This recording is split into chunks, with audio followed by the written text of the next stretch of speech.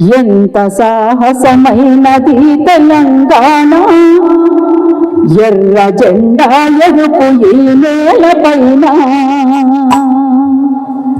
ఎంత సాహసమైనది తెలంగాణ, ఎర్ర జెండా ఎరుపు ఈ నేలపైన. ఎంత సాహసమైనది తెలంగాణ, ఎర్ర జెండా ఎరుపు ఈ నేలపైన. ఎర్ర జెండా ఎరుపు ఈ నేలపైన. ఎవరి రక్తం తెలంగాణను, ఎవరి ప్రాణం తెలంగాణను, ఎవరి రక్తం తెలంగాణను, ఎవరి ప్రాణం తెలంగాణను.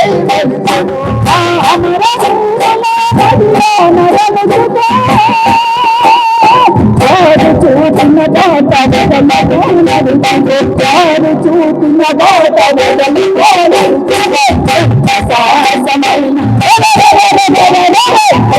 సాహసమైన తెలంగాణ, ఎర్ర జెండా ఎరుపు ఈ నేలపైన.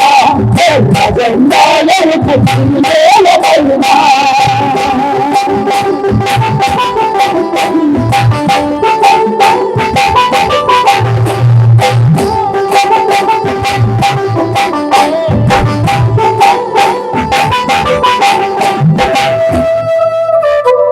ఇట్లా ఎంతో సాహసోపేతమైనటువంటి మహత్తరమైనటువంటి తెలంగాణ సాయుధ పోరాటం జరిగినటువంటి ఈ నేల, ఆనాడు జరిగినటువంటి తెలంగాణ ఉద్యమం, ఈనాడు జరిగినటువంటి తెలంగాణ ఉద్యమం, ఆనాటి నుంచి ఈనాటి వరకు అలిసిపోకుండా ఆనాడు మొదలైనటువంటి ఆ తెలంగాణ వాదాన్ని బలంగా తన మనసులో నాటుకొని మలిదశ తెలంగాణ ఉద్యమంలో మాలాంటి వాళ్ళం పనిచేస్తున్నటువంటి తీరు వరకు కూడా అందరికీ ఒక ఆదర్శంగా నిలబడ్డటువంటి వ్యక్తి, మేము నానాని పిలుచుకునేటువంటి వ్యక్తి ముచ్చర్ల సత్యనారాయణ గారు. ముచ్చర్ల సత్యనారాయణ గారు ఒక్క మాటలో చెప్పాలి అంటే, ఇంతకుముందు అందరూ మాట్లాడిండు, విఠలైతే మొత్తం పుస్తకాన్ని మన ముందుంచిండు. హనుమంతరావు అన్న తన గురించి ఏమేముందో తన మనసులో అవన్నీ విషయాలు మన ముందుంచిండు. కాబట్టి ఇంకా నేను వాటి జోలికి పోను, మళ్ళీ మళ్ళీ రిపీట్ చేయడం. అయితే మొన్న ఒక వారం రోజుల క్రితం తమ్ముడు పృథ్వీ మా ఆఫీస్కి వచ్చినప్పుడు అమర్తో మాట్లాడుతూ, నాన్న జయంతి ఉంది అని మాట్లాడుతూ ఒక వ్యాసం కూడా మన నుంచి రావాలి అని మేమందరం కలిసి సంభాషించుకుంటున్నప్పుడు అమర్ టక్కున మాట్లాడుతూ ఒక మాట అన్నాడు. ఒక్క మాటలో చెప్పాలంటే ముచ్చర్ల సత్యనారాయణ గారు తెలంగాణ వైతాళికుడు అని అన్నాడు. ముచ్చర్ల సత్యనారాయణ గారు జనం మనిషి. ముచ్చర్ల సత్యనారాయణ గారు జనం కోసమే జీవించిండు. అంతకంటే ముందు ఒక మాట చెప్పాలి అంటే కరడుగట్టిన తెలంగాణవాది. కరడుగట్టిన తెలంగాణవాది లేకపోతే నీలం సంజీవరెడ్డి గురించి ఆ పాట మన ముందుకు రావడము అంటే మామూలు విషయం కాదు. పాటగా, మాటగా, నటనగా, ఒక నాయకుడిగా, అట్లనే ప్రత్యక్ష రాజకీయాల్లోకి వచ్చి ఒక మంత్రిగా కూడా ఇన్ని రకాలుగా పోషించినటువంటి వ్యక్తి. అంతేకాకుండా ఆ కుటుంబంలో తండ్రి అంటే ఇట్లా ఉండాలి అనేటువంటి వ్యక్తిగా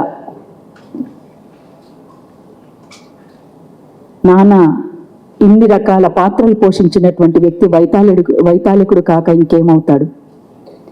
యాదృచ్ఛికమే కావచ్చు, ఈ మాసంలోనే మిస్టర్ తెలంగాణ అని మనం పిలుచుకుంటున్నటువంటి ప్రొఫెసర్ కేశవరావు జాదవ్ గారు కూడా ఈ నెల 27వ తేదీనే. కాబట్టి ఇట్లా వీళ్ళు తెలంగాణ కోసమే, ఆనాటి నుంచి ఈనాటి వరకు తెలంగాణ కోసమే వాళ్ళు అహర్నిశలు ఆలోచించిండ్రు. తెలంగాణ వాదాన్ని బలంగా వినిపించినటువంటి వాళ్ళు. రేపు ప్రమాణ స్వీకారం అనగా అంటే తన సాధారణమైనటువంటి జీవితాన్ని ఎట్లా కొనసాగించిండు అనే దానికి ఒక రైతుగా కూడా వ్యవసాయాన్ని ఎట్లా ముందుకు తీసుకుపోవాలనేటువంటి వ్యక్తిగా కూడా వ్యవసాయ రంగంలో ఈ మన దేశమే వ్యవసాయక దేశం, అట్లా వ్యవసాయ రంగాన్ని ఎట్లా కాపాడుకోవాలి అనేటువంటి దాన్ని కేవలం ఇంతవరకే పరిమితమే కాకుండా ఏమాత్రం సమయం దొరికినా చేలల్లోకి పోయేటువంటి వ్యక్తిగా కూడా మనందరికీ తెలుసు ముచ్చర్ల సత్యనారాయణ గారు. అట్లా ఒక రైతుగా కూడా వ్యవసాయాన్ని ఎట్లా కాపాడుకోవాలనేటువంటి దాంట్లో కూడా తనకు ఒక స్పష్టమైనటువంటి వైఖరి ఉంది. అందుకని అంత సాధారణమైనటువంటి జీవితాన్ని కొనసాగించినటువంటి సత్యనారాయణ గారు రేపు ప్రమాణ స్వీకారం అనగా బట్టలు లేకపోతే అంటే తన ఒంటి మీద ఉన్నటువంటి బహుశా ఇడవ తొడగ 2 ఉన్నాయేమో, దగ్గర వాళ్ళు కొత్త బట్టలు తెచ్చిండ్రని అన్నారు. ఆ సమయంలో నాకు జన్మనిచ్చిన తండ్రి కంబెడు బంధు నరసింహులు గారి యాదికి వచ్చిండ్రు. ఎందుకంటే నేను ఇంటర్మీడియట్లో ఉన్నప్పుడు మా అమ్మ వ్యవసాయం చేసేది, మా నాన్న కమ్యూనిస్టుగా చివరి దశలో ఒక విప్లవకారుడిగా అమరత్వం పొందిన మాట మీ అందరికీ తెలిసిందే. అయితే నాకు కూడా ఇడవతోడుగా 2 జతలు ఉండేవి. మా మిత్రులందరూ కూడా చాటుమాటుగా నాతోటి డైరెక్ట్గా అనలేదు, కానీ చాటుగా విమలకు బట్టలు లేవా, ఈ 2 వేసుకొస్తుంది అని అంటే ఆ మాట ఈ మాట ఆ చెవున ఈ చెవున నుండి నా చెవున పడి నాకు బట్టలు కుట్టింది అని చెప్పేసి మా ఇంటికి వెళ్ళి అడిగినప్పుడు, అది భూస్వాముల లక్షణం బిడ్డ, ఎక్కువ జతలు బట్టలు ఉండడం అంటే కమ్యూనిస్టుల లక్షణం కాదు, బూర్జువా లక్షణం. అది అట్లా అడగొద్దు నువ్వు, అసలు ఈ బట్టలు లేని వాళ్ళు ఇంకా చాలా మంది ఉన్నారు, కాబట్టి వాటి గురించి ఆలోచించొద్దు మనం అని చెప్పింది. అట్లా నాన్న అంటే ముచ్చర్ల సత్యనారాయణ గారు తను ఇవాళ 100 ఏండ్ల కమ్యూనిస్టు పండుగ జరుపుకుంటున్నటువంటి ఈ సందర్భంలో ఒక ఆధిపత్య భావజాలానికి వ్యతిరేకంగా పాట ఎవరి కోసం ఉండాలి, ఒకవైపున ఆధిపత్య భావజాలానికి వ్యతిరేకంగా తను గొంతు విప్పిండు. అట్లనే పాట ఎవరి పక్షాన నిలబడాలి, పాట అంటే ప్రజల పక్షాన నిలబడాలి అని తెలియచెప్పినటువంటి వ్యక్తి ముచ్చర్ల సత్యనారాయణ గారు. అసలు ఇంతకంటే గొప్ప విషయం ఇంకేముంటది? ప్రజల కోసమే తన పాఠాన్ని వచ్చి ప్రజల కోసమే పాడినటువంటి వ్యక్తిగా మన ముందు ఇవాళ ముచ్చర్ల సత్యనారాయణ గారిని చూస్తున్నాం. అందుకోసమే ముచ్చర్ల సత్యనారాయణ గారు అప్పుడు ఇప్పుడు ఎప్పటికీ కూడా మనందరికీ ఆదర్శమే, చాలా మందికి ప్రేరణ. అందుకోసం ముచ్చర్ల సత్యనారాయణ గారి గురించి అసలు వాస్తవంగా చాలామంది మనం చాలా చోట్ల చూస్తూ ఉన్నాం, వింటూ ఉన్నాం. 5 రూపాయల కోసం కూడా ఇయ్యలేదని చెప్పేసి తల్లులను తండ్రులను ఎవరినో ఒకరిని చంపేస్తున్నటువంటి రోజులు ఇవి. నాకేమిచ్చిండని ఈయన కోసం నేను మీటింగ్ పెట్టాలి, ఈయన కోసం నేను సంవత్సరానికి ఒకసారి సంవత్సరికాలు జరపాలి అని అనుకుంటున్నటువంటి వాళ్ళు తండ్రి వారసత్వానికి కొనసాగింపుగా ఆ కుటుంబం అంతా నిలబడి, అందులో ముఖ్యంగా తమ్ముడు పృథ్వీరాజ్ భుజాన్ని వేసుకొని, అంతేకాదు మేము ప్రత్యక్షంగా చూసినాం, ఎక్కడ ఉన్నా ఎంత బిజీగా ఉన్నా సాయంత్రం అయిందంటే చాలు నాన్న ఒక్కడే ఉంటాడు, పోవాలి అని చెప్పేసి నాన్న కోసం ఇంటికి పరిగెత్తేవాడు. అది కదా అంటే మనకు జన్మనిచ్చినటువంటి తండ్రి గురించి కొడుకు పడేటువంటి ఆరాటం తనలో చూసిన నేను. అది నిజంగా ఆ కుటుంబం అంతా కూడా తల్లిదండ్రుల పట్ల ఎంత గౌరవంగా ఉంటారో వాళ్ళందరితోటి నాకు అనుబంధం ఉంది. అదే ఊరిలో ఇప్పుడు మన ఆ పాట దండాలు దండాలు దండాలు దండాలులో వీరులారా పోరాట దండాలులో, ఈ పాట షూటింగ్ 3 రోజులైంది. ఆ ఊర్లో షూటింగ్ అవుతున్నప్పుడు దాదాపు ఇక్కడే ఉన్న తమ్ముడు అంతర్కుల నాగరాజు దానికి కొరియోగ్రఫీ. 50 మందిని ఒంటి చేత్త మీద ఆ ఇంట్లో ఉన్న వాళ్ళంతా కూడా శ్రమించి 50 మందికి యాష్ట పడకుండా, మేము మొదటి రోజు మేము పోయినప్పుడు మమ్మల్ని ఎట్లా రిసీవ్ చేసుకున్నారో లాస్ట్ రోజు కూడా, అంటే చివరి రోజు కూడా అదే చిరునవ్వుతో మమ్మల్ని సాగనంపిండ్రు. అది ఆ కుటుంబం యొక్క పరిస్థితి. ఆ కుటుంబంలో అందరూ ఆ ప్రేమలకి ఆప్యాయతలకి, అంటే దాన్ని ఏదంటే తండ్రి నుంచి వచ్చినటువంటి వారసత్వం. అది ప్రజల పట్ల ఉండేటువంటి పరిస్థితిని, తీరుని అది అందరికీ రాదు. అందుకోసం అంతేకాదు, ముచ్చర్ల సత్యనారాయణ గారికి నాకు తండ్రితో సమానం. ఆ ఊరు నాకు పుట్టిల్లు లాంటిది, ఆ ఇల్లు పుట్టినిల్లు లాంటిది. నాకు ముచ్చర్ల గ్రామంలో నాకు మొన్నటి వరకు సంగం రెడ్డి అని తెలియదు. ముచ్చర్లనే, అంటే ఊరి పేరుని ఇంటి పేరుగా మార్చుకొని ముచ్చర్ల సత్యనారాయణ గారి కొడుకు పృథ్వీ, ఇంతవరకే సంగం రెడ్డి సత్యనారాయణ అనేటువంటిది నాన్నగారు చనిపోయినప్పుడే మాకు తెలిసింది. అట్లా ఏది ఏమైనా ఆ కుటుంబంతో ఉన్నటువంటి మాకు అనుబంధం అంతవరకే పరిమితమే కాదు. తెలంగాణ ఉద్యమంలో, ఈ ఉద్యమంలో ఒక ఉద్యమకారుడిగా మాకు పరిచయమైనటువంటి తమ్ముడు పృథ్వీ, అట్లనే నాన్న పరిచయం, ఇది ఇప్పటిదాకా ఇట్లా కొనసాగుతూ వస్తూ ఉంది. నాకే కాదు, చాలామందికి ఆ కుటుంబంతో అనుబంధం ఉన్నది. అందుకని ఇవాళ 4 పేపర్లలో వ్యాసాలు వచ్చినాయి. 4 వేరు కోణాలలో రాయబడినటువంటి వ్యాసాలు ఇవాళ ముచ్చర్ల సత్యనారాయణ గారి పైన వచ్చినాయి. అంటే మామూలు విషయం ఏం కాదు అది. అంటే ఇంత ఈ రకమైనటువంటి చరిత్ర కలిగినటువంటి వాళ్ళని ఎవరో రాసుకున్నదే చరిత్ర అయిపోయినటువంటి పరిస్థితిలో ఇవాళ తెలంగాణలో కొనసాగుతున్నటువంటిది. అందుకోసం నిజమైనటువంటి చరిత్రను మనం నిలబెట్టాల్సినటువంటి అవసరం ఉంది.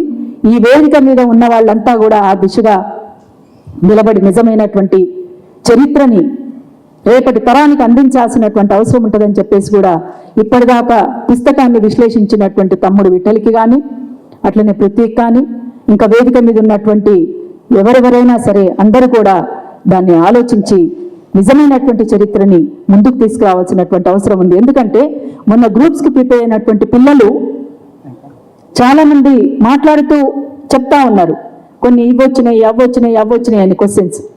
అంటే ఇట్లాంటి క్వశ్చన్స్ వస్తున్నప్పుడు, అదే మీరు అన్నారు కదా, ప్రకాష్ రాసిండ్రా, వాళ్ళు రాసిండ్రా, వీళ్ళు రాసిండ్రా అన్నటువంటి, ఎవరు రాసింది కొంతమంది రాసిన దాంట్లో చరిత్రను వక్రీకరించిండ్రు.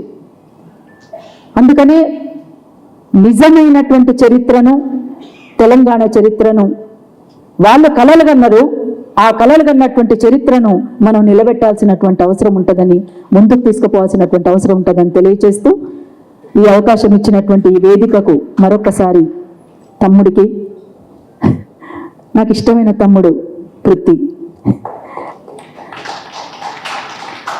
మీకు ఇంకొక విషయం చెప్పాలి. ఈ వేదిక మీద ఎక్కువ సమయం తీసుకోను నేను, ఒకటే మాట. కామ్రేడ్ గద్దరన్న, మేము ఆ దాదాపు 100 మంది కళాకారులు, ఇంకొక 100 మంది 150 మంది జనము వరంగల్లో ఒక యాత్ర చేపట్టినాం.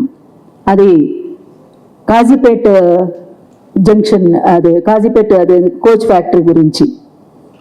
అక్కడ రైల్వే డిపార్ట్మెంట్ అన్న నరసింహరావు అన్న, వీళ్ళంతా తదితరులు, యాదవరెడ్డి అన్న, అంత మిత్రులందరూ కలిసి చేసిన దాంట్లో నాకు తమ్ముడు అప్పుడే పరిచయం. అంతకుముందు తమ్ముడు నన్ను చూసిండు, కానీ నాకు పరిచయం మాత్రం తమ్ముడితో అప్పుడే. అయితే మేము కాజీపేటలో ఎర్ర టెండలో కాళ్ళకు చెప్పులు లేకుండా దోల ఆడుతున్నాం, మొత్తం పాటలు పాడుతూ అదంతా ఆడుతుంటే నా కాళ్ళకు పొక్కులు వచ్చినాయి. ఆ కాళ్ళకు పొక్కులు వచ్చినప్పుడు చూసి తమ్ముడు తీసుకుపోయి నాకు అప్పటికప్పుడు షాప్లోకి తీసుకుపోయి షూ ఇప్పించిండు.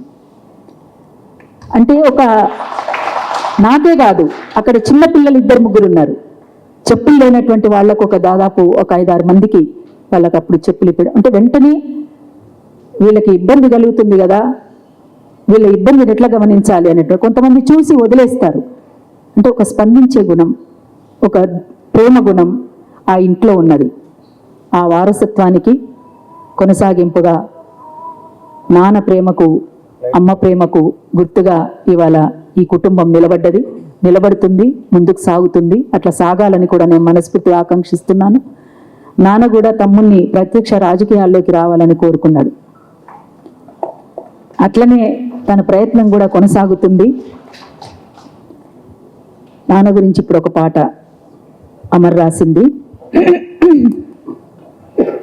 ముచ్చర్ల చెప్పిన ఒక ముచ్చటుంది, ముచ్చర్ల చెప్పిన ఒక ముచ్చటుంది, ఓరుగల్లోని చెడులేసుకుంది, ఓరుగల్లోని చెడులేసుకుంది. ఆ మాట సత్తన్న సత్తులంటామా, ఆ మాట సత్తన్న సత్తులంటామా, ఆ మాట సత్తన్న సుగుణాలందామా, ముచ్చర్ల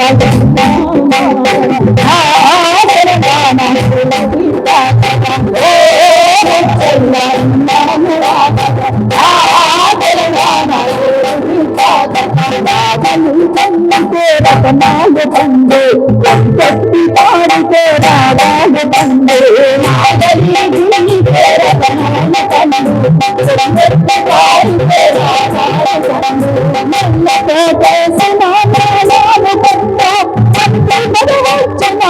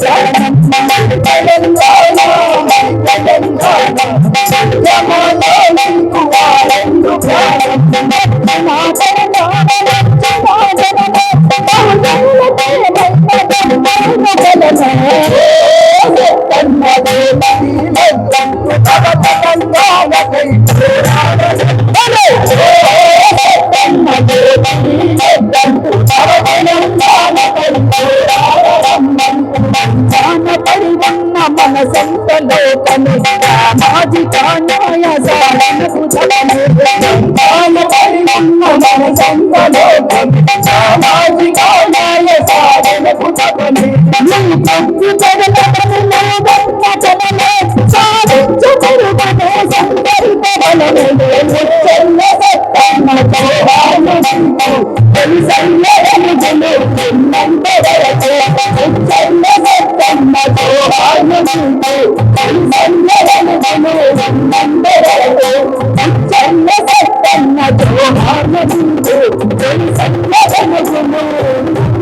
నామం కదా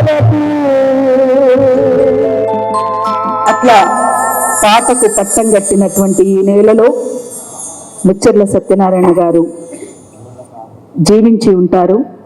కొంతమంది బతికినా మరణించినట్లే, కానీ కొంతమంది మరణించినా జీవించి ఉంటారు.